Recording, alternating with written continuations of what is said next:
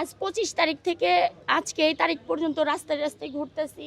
আমি আইনের সাহায্য নিয়েছি এবং আইনের সাহায্য নিয়েছি আরেকটা ভয়ে। উনি আমাকে বিভিন্ন নাম্বার থেকে ফোন দিয়ে জিনের ভয় দেখাইতো, বলতো যে জিনের বাদশা আছে, হামকাইল নাম বলতো, যে হামকাইল মক্কেল এ কিন্তু তোমাকে ছাড়বে না এবং তোমার বাচ্চাকে মেরে ফেলবে, তোমার হাজব্যান্ডকে মেরে ফেলবে। মাঝখানে আমি অ্যাক্সিডেন্ট হয়েছিলাম, পরে ভয় পাইছি যে হামকাইল মক্কেল মনে আমাকে এটা করেছে।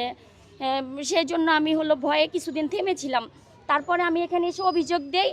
অভিযোগ সাপেক্ষে এসপি, তারপরে থানার ওসি, ওনারা তদন্ত নিয়ে দারোগাকে পাঠায় এবং দারোগা 28 তারিখে এটা যে ওই সাকসেস হয় যে এটা সত্য।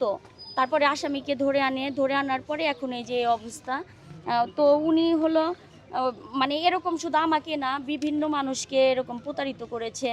উনি একদম রুট লেভেলের একটা কৃষকের সন্তান। উনি অ্যাপসের কাজটা ভালো পারে, অ্যাপস নিজে নিজে তৈরি করতে পারে এবং এমন করে মানুষকে মোটিভেশন করে যে মানুষ এটা করতে বাধ্য হয়।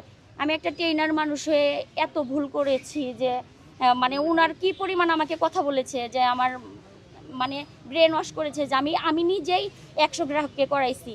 তো আমি মানুষের কাছে অনুরোধ করবো এই ধরনের অ্যাপসে যেন আপনারা কেউ ইনভেস্ট না করেন।